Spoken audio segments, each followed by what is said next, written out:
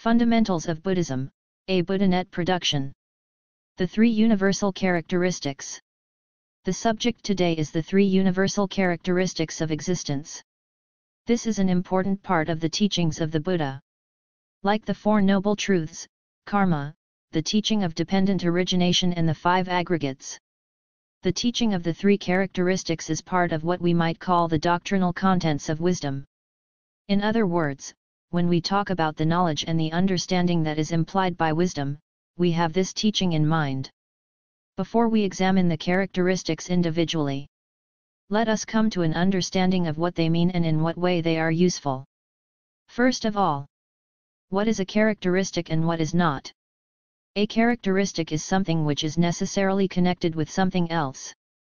Because the characteristic is necessarily connected with something, it can tell us about the nature of that thing.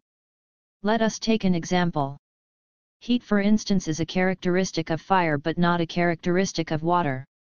Heat is the characteristic of fire because the heat of the fire is always and invariably connected with fire. On the other hand, the heat of water depends on external factors, an electric stove, the heat of the sun and so forth. But the heat of fire is natural to fire. It is in this sense that the Buddha uses the term characteristic to refer to facts about the nature of existence, that are always connected with existence and that are always found in existence.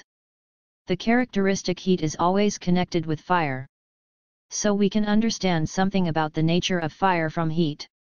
We can understand that fire is hot.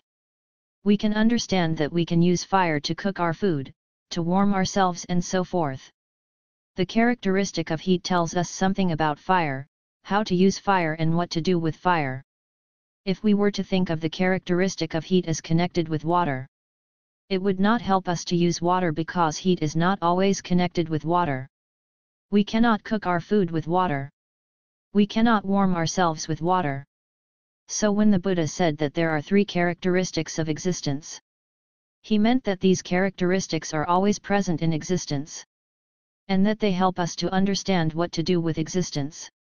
The three characteristics of existence that we have in mind are the characteristics of impermanence, anicca, suffering, dukkha, and not-self, anattma. These three characteristics are always present in or are connected with existence. And they tell us about the nature of existence. They help us to know what to do with existence. What we learn to develop as a result of understanding the three characteristics is renunciation. Once we understand that existence is universally characterized by impermanence, suffering and not self, we eliminate our attachment to existence. Once we eliminate our attachment to existence, we gain the threshold of nirvana. This is the purpose that understanding the three characteristics serves. It removes attachment by removing delusions, the misunderstanding that existence is permanent, is pleasant, and has something to do with the self. This is why understanding the three characteristics is part of the contents of wisdom. Let us look at the first of the three characteristics of existence, the characteristic of impermanence. The fact of impermanence has been recognized not only in Buddhist thought but also elsewhere in the history of philosophy. It was the ancient Greek philosopher Heraclitus who remarked that one could not step into the same river twice. This remark, which implies the ever-changing and transient nature of things, is a very Buddhistic remark. In the Buddhist scriptures, it is said that the three worlds, dhātas, are impermanent like autumn clouds. That birth and death are like a dance, and that human life is like a flash of lightning or a waterfall. All these are compelling images of impermanence, and they help us to understand that all things are marked or characterized by impermanence. If we look at our own personality, we will find that our bodies are impermanent. They are subject to constant change. We grow thin. We grow old and gray, our teeth fall out, our hair falls out. If one needs any proof of the impermanence of the physical form, one need only look at one's own photograph on one's own driving license or passport over the years. Similarly, our mental states are impermanent. At one moment we are happy, and at another moment we are sad. As infants, we hardly understand anything. As adults, in the prime of life we understand a great deal more. And again in old age we lose the power of our mental faculties and become like infants. Our minds are also characterized by impermanence. This is true also of the things that we see around us.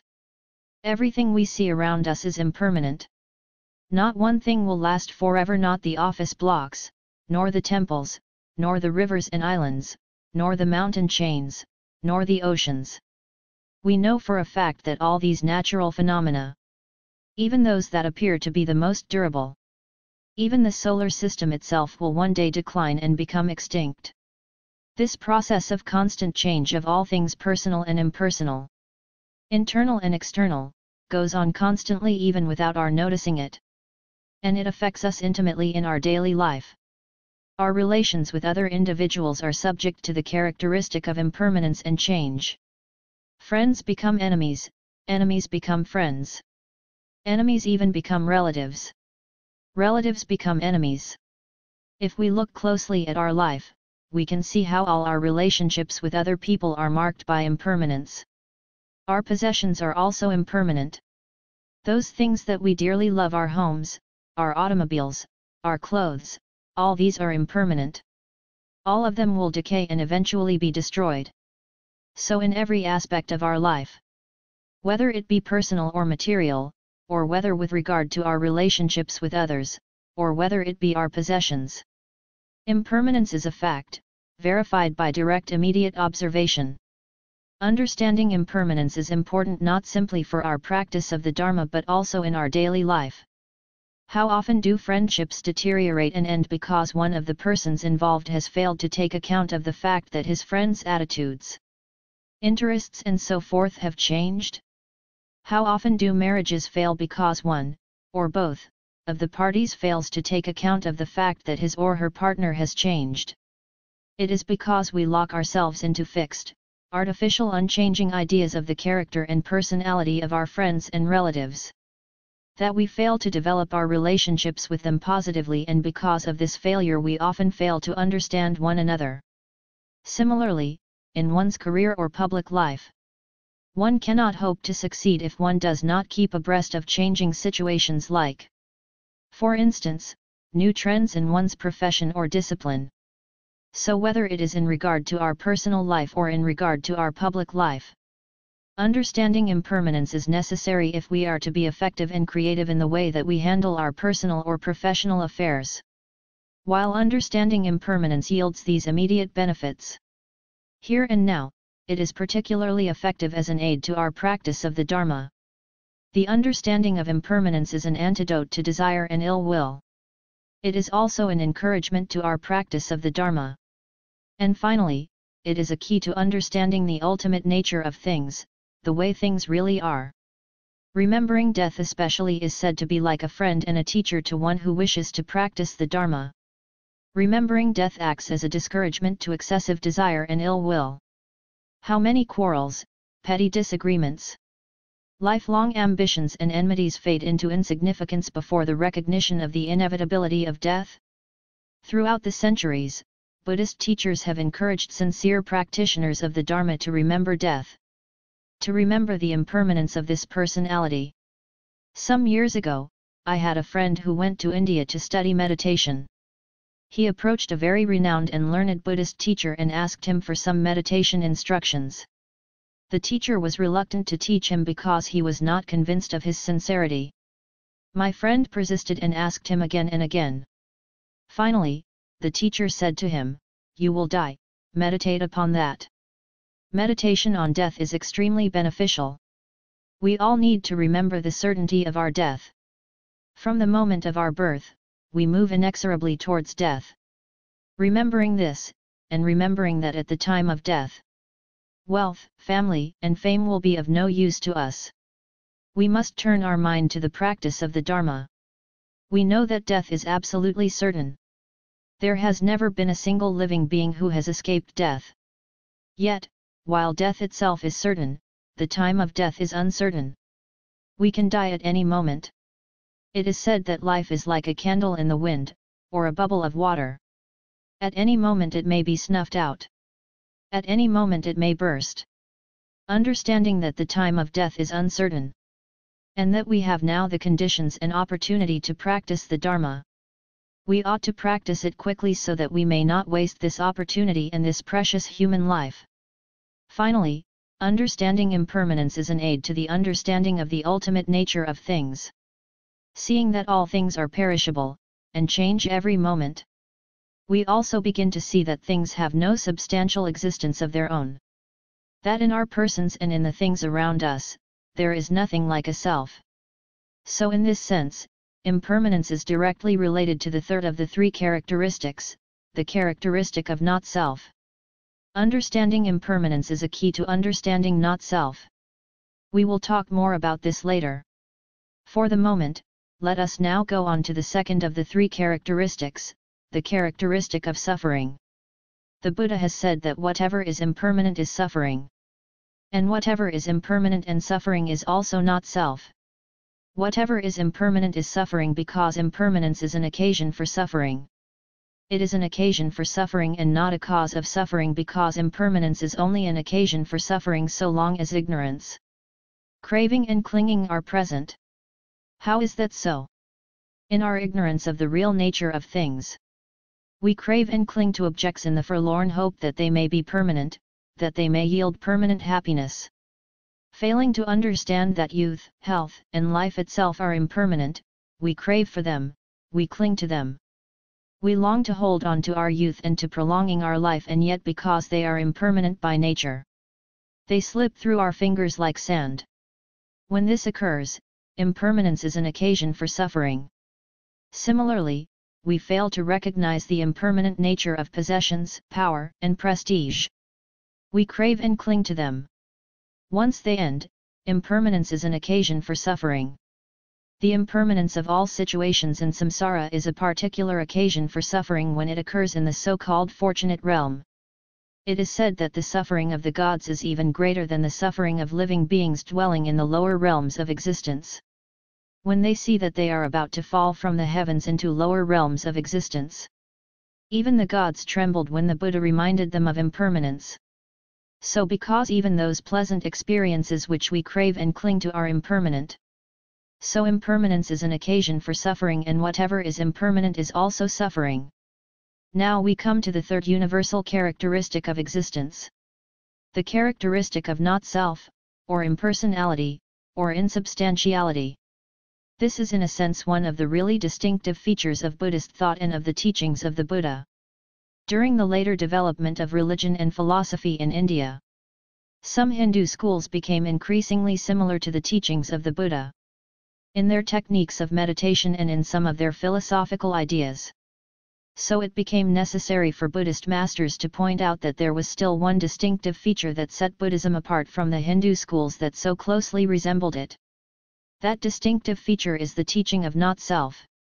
Sometimes, this teaching of not-self is an occasion for confusion because often we wonder how one can deny the self. After all, we do say I am speaking, or I am walking, or I am called so and so, or I am the father or the son of such and such a person. So how can we deny the reality of that I? In order to clarify this, I think it is important to remember that the Buddhist rejection of the I is not a rejection of this convenient designation, the name I. Rather, it is a rejection of the idea that this name I stands for a substantial, permanent, and changeless reality. When the Buddha said that the 5 factors of personal experience were not the self, and that the self was not to be found within them, he meant that on analysis, this name I did not correspond to any essence or entity. The Buddha has used the example of the chariot and the forest to explain the relation between the term I and the components of personal experience.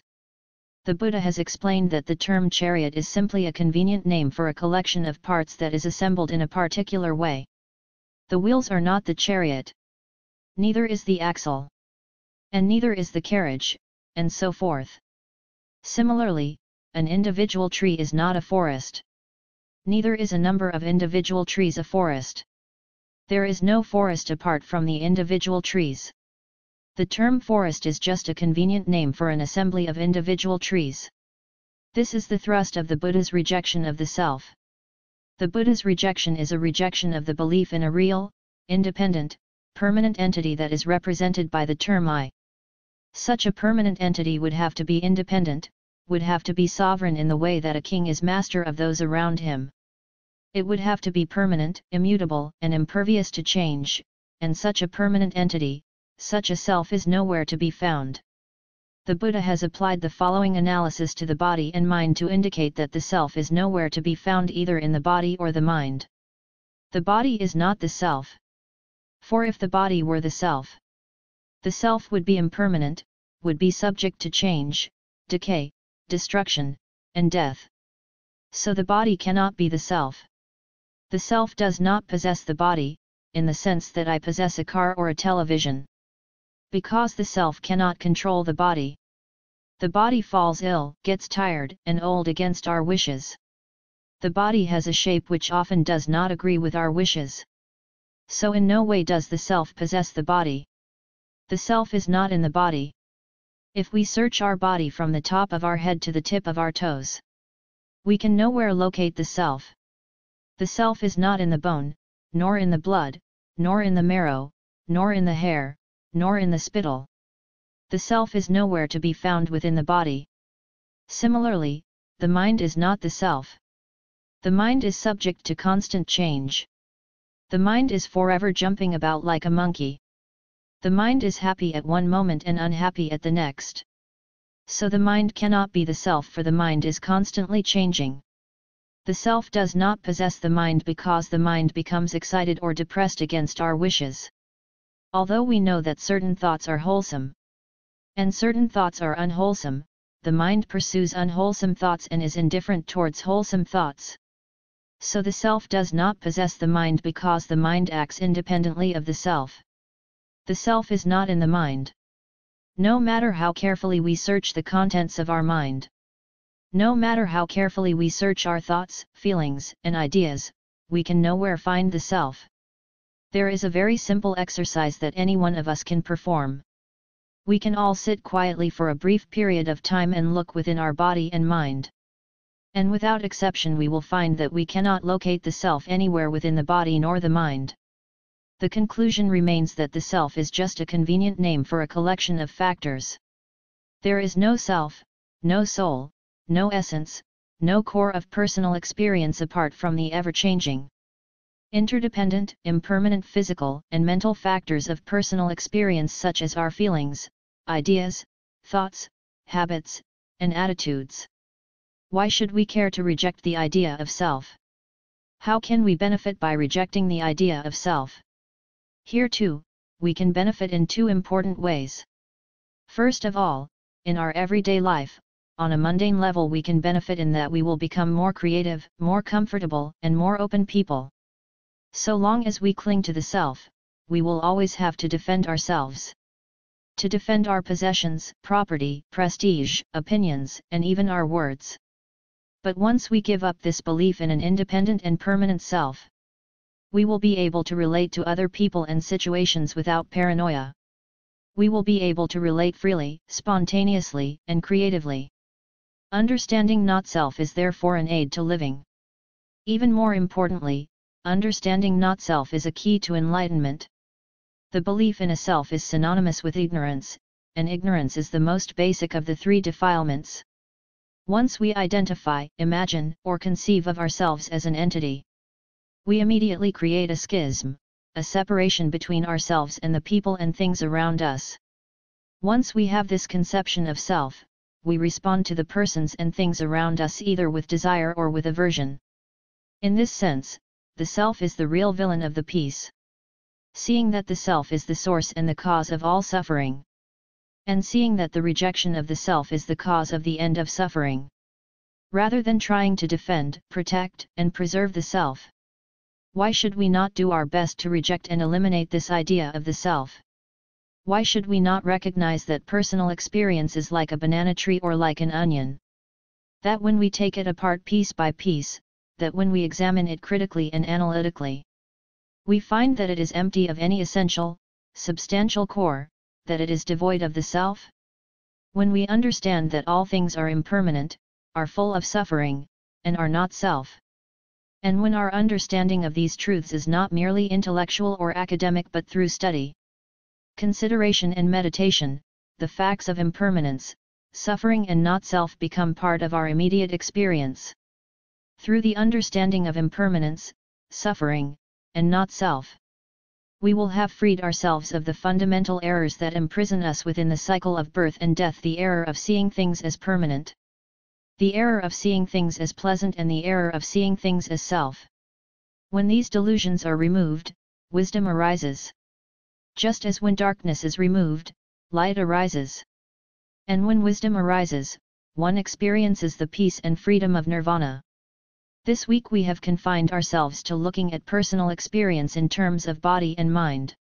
Next week we will look more deeply into the Buddhist analysis of personal experience in terms of the elements of our physical and mental universe. The 5 aggregates. This is the last in the series of 12 sessions that we have spent together. And in this last session we are going to look at the teaching of the 5 aggregates, skandhas: Rupa, Vedana, Samjnana, Samskara, and Vijnana. In other words, we are going to look at the Buddhist analysis of personal experience, or the Buddhist analysis of the personality. Throughout the last lectures, I have had occasions a number of times to make the point that Buddhist teachings have been found relevant to modern life and thought in the fields of science, psychology, and so forth. Here, in regard to the analysis of personal experience into the 5 aggregates, this is also the case. Modern psychologists and psychiatrists have been particularly interested in this analysis. It has even been suggested that in the Abhidharma and in the analysis of personal experience into the 5 aggregates, we have a psychological equivalent to the table of elements worked out in modern science. What we have in the Buddhist analysis of personal experience is a very careful inventory and evaluation of the elements of our experience. What we are going to do today is basically an extension and a refinement of what we were doing at the end of last week's lecture. There, we spent some time on the teachings of impermanence, suffering, and not self. In the course of looking at the teaching on not self, we have explored briefly how the analysis of personal experience can be carried out along 2 lines. And that is with regard to the body, and with regard to the mind. You will recall that we have examined the body and mind to see whether in either of them we can locate the self. And we have found that the self is not to be found in either of them. We have concluded that the name self is just a convenient term for a collection of physical and mental factors. In the same way that the name forest is just a convenient term for a collection of trees. This week, we are going to take our analysis still further, and rather than looking at personal experience simply in terms of body and mind, we are going to analyze personal experience in terms of the 5 aggregates. Let us first look at the aggregate of matter or form, rupa. The aggregate of form corresponds to what we would call material or physical factors. It includes not only our own bodies, but also the material objects that surround us: the earth, the oceans, the trees, the buildings, and so forth. Specifically, the aggregate of form includes the 5 physical sense organs and the corresponding physical objects of the sense organs. These are the eyes and visible objects, the ears and sound, the nose and smell, the tongue and taste, and the skin and tangible objects. But physical elements by themselves are not enough to produce experience. The simple contact between the eyes and visible objects, or between the ears and sound, cannot result in experience without consciousness, vijnana. The eyes can be in conjunction with the visible object indefinitely without producing experience. The ears too can be exposed to sound indefinitely without producing experience. Only the co-presence of consciousness together with the sense organ and the object of the sense organ produces experience. In other words, it is when the eyes, the visible object, and consciousness come together that the experience of a visible object is produced. Consciousness is therefore an indispensable element in the production of experience. Before we go on to our consideration of the mental factors of personal experience, I would like to mention briefly the existence of one more set of an organ and its object. And here I speak of the 6th sense, the mind. This is in addition to the 5 physical sense organs: eyes, ears, nose, tongue, and skin. Just as the 5 physical sense organs have their corresponding physical objects, the mind has for its object ideas or properties, dharmas. And as in the case of the 5 physical sense organs, consciousness is present to unite the mind and its objects so as to produce experience. Let us now look at the mental factors of experience and let us see if we can understand how consciousness turns the physical factors of experience into personal conscious experience. First of all, we must remember that consciousness is mere awareness, or mere sensitivity to an object. When the physical factors of experience, as for example the eyes and a visible object, come into contact, and when consciousness too becomes associated with the physical factors of experience, visual consciousness arises. This is mere awareness of a visible object, not anything like what we could call personal experience. The way that our personal experience is produced is through the functioning of the other three major mental factors of experience, and they are the aggregate of feeling, the aggregate of perception, and the aggregate of mental formation or volition. These three aggregates function to turn this mere awareness of the object into personal experience. The aggregate of feeling or sensation, Vedana, is of three kinds: pleasant, unpleasant, and indifferent. When an object is experienced, that experience takes on one of these emotional tones. Either the tone of pleasure, or the tone of displeasure, or the tone of indifference. Let us next look at the aggregate of perception, samjana. This is an aggregate which many people find difficult to understand. When we speak of perception, we have in mind the activity of recognition, or identification. In a sense, we are talking about the attaching of a name to an object of experience. The function of perception is to turn an indefinite experience into an identified and recognized experience. Here, we are speaking of the formulation of a conception of an idea about a particular object. Just as with feeling, where we have an emotional element in terms of pleasure, displeasure, or indifference. With perception, we have a conceptual element in the sense of introducing a definite, determinate idea about the object of experience. Finally, there is the aggregate of mental formation or volition, samskara. This aggregate may be described as a conditioned response to the object of experience. In this sense, it partakes of the meaning of habit as well. We have spent some time discussing the component of mental formation when we considered the 12 components of dependent origination. You will remember that on that occasion, we described mental formation as the impression created by previous actions. The habit energy stored up from countless former lives. Here, as one of the 5 aggregates also, the aggregate of mental formation plays a similar role.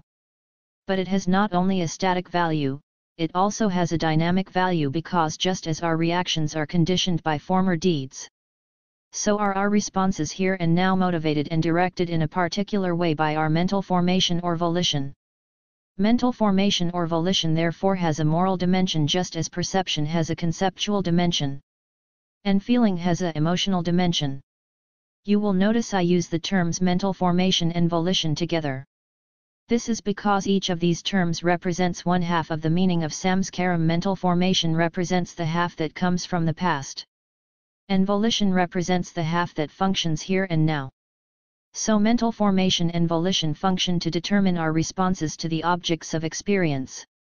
And these responses have moral consequences in the sense of wholesome, unwholesome, or neutral. We can now see how the physical and mental factors of experience work together to produce personal experience. To make this a little clearer, let us take the help of a couple of concrete examples. Let us say after today's lecture you decide to take a walk in the garden.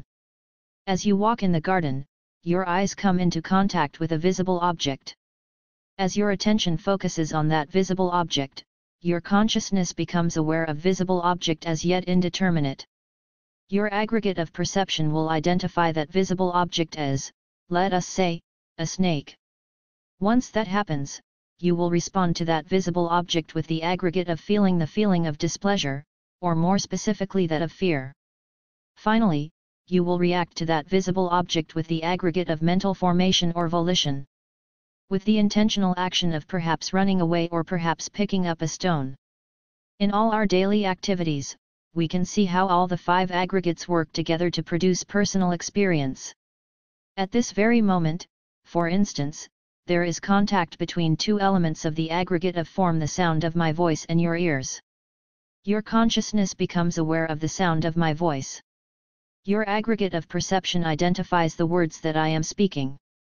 Your aggregate of feeling responds with an emotional response, pleasure, displeasure, or indifference. Your aggregate of mental formation or volition responds with a conditioned reaction, sitting in attention, daydreaming, or perhaps yawning. We can analyze all our personal experience in terms of the 5 aggregates. There is one point that has to be remembered regarding the nature of the 5 aggregates. And that is that each and all of them are in constant change. The elements that constitute the aggregate of form are impermanent and are in a state of constant change. We discussed this last week. The body grows old, weak, sick, and so forth. The things around us are also impermanent and change constantly. Our feelings too are constantly changing. We may respond today to a particular situation with a feeling of pleasure. Tomorrow, we may respond to that same situation with the feeling of displeasure. Today we may perceive an object in a particular way. At a later time, under different circumstances, our perception will change. In semi-darkness we perceive a rope to be a snake. The moment the light of the torch falls upon that object, we perceive it to be a rope. So our perceptions, like our feelings and like the material objects of our experience, are ever-changing and impermanent. So too, our mental formations are impermanent and ever-changing. We alter our habits. We can learn to be kind and compassionate. We can acquire the attitudes of renunciation and equanimity and so forth. Consciousness too is impermanent and constantly changing. Consciousness arises dependent upon an object and a sense organ. It cannot exist independently. As we have seen, all the physical and mental factors of our experience, like our bodies, the physical objects around us, our minds and our ideas, are impermanent and constantly changing. All these aggregates are constantly changing and impermanent. They are processes, not things. They are dynamic, not static. What is the use of this analysis of personal experience in terms of the 5 aggregates? What is the use of this reduction of the apparent unity of personal experience into the various elements of form, feeling, perception, mental formation, or volition, and consciousness? The purpose of this analysis is to create the wisdom of not-self. What we wish to achieve is to arrive at a way of experiencing the world which is not constructed upon and around the idea of a self. We want to see personal experience in terms of processes, in terms of impersonal functions rather than in terms of a self and what affects a self, because this will create an attitude of equanimity. An attitude which will help us overcome the emotional disturbances of hope and fear. We hope for happiness, we fear pain. We hope for praise, we fear blame. We hope for gain, we fear loss. We hope for fame, we fear infamy. We live in a state of alternating between hope and fear. We experience these hopes and fears because we understand happiness and pain and so forth in terms of the self. We understand them as personal happiness and pain, as personal praise and blame, and so forth. But once we understand them in terms of impersonal processes, and once through this understanding we get rid of the idea of the self, we can overcome hope and fear.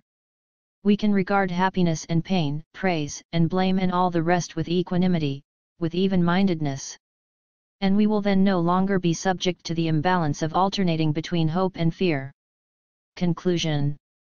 I would like to spend a few moments by way of conclusion to reflect upon what we have done over the past weeks and relate it to what we can do now and in the future. The teachings of the Buddha are exceedingly vast and very profound.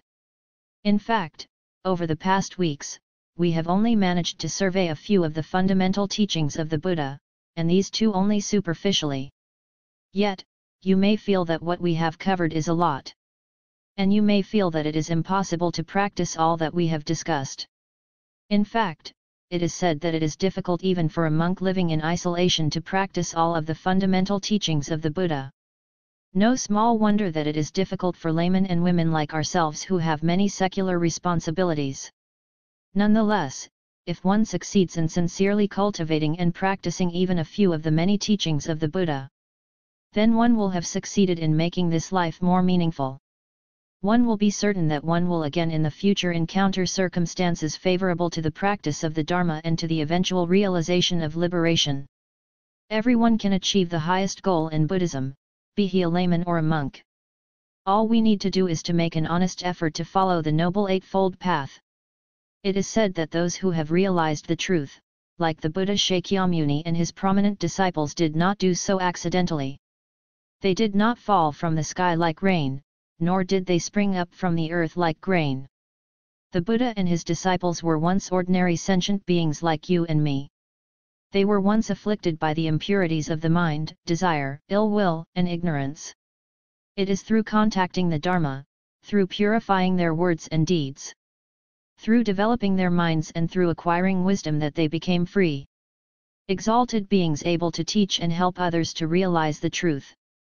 There is therefore no doubt that if we apply ourselves to the teachings of the Buddha, we too can attain the ultimate goal of Buddhism. We too can become like the Buddha or like his prominent disciples. It is of no use merely to listen to the Dharma or to read the Dharma. Similarly, it is of no use merely to write articles about the Dharma, or to give lectures about the Dharma if we do not put it into practice. It has been said that those of us who call themselves Buddhists can profit by occasionally taking stock. If we see that over the past years our practice of the Buddha's teachings has brought about a slight change in the quality of our experience, and it will be a slight change, then we will know that the teachings are having some effect. If all of us put the teachings into practice, there is no doubt that we will realize their benefits. If we seek to avoid harming others, if we try our best to help others whenever possible, if we learn to be mindful, if we learn to develop our ability to concentrate our mind, if we cultivate wisdom through study, careful consideration, and meditation, there is no doubt that the Dharma will benefit us. It will first lead us to happiness and prosperity in this life and in the next. Eventually, it will lead us to the ultimate goal of liberation, the everlasting bliss of nirvana. Dr. Peter D. Santina.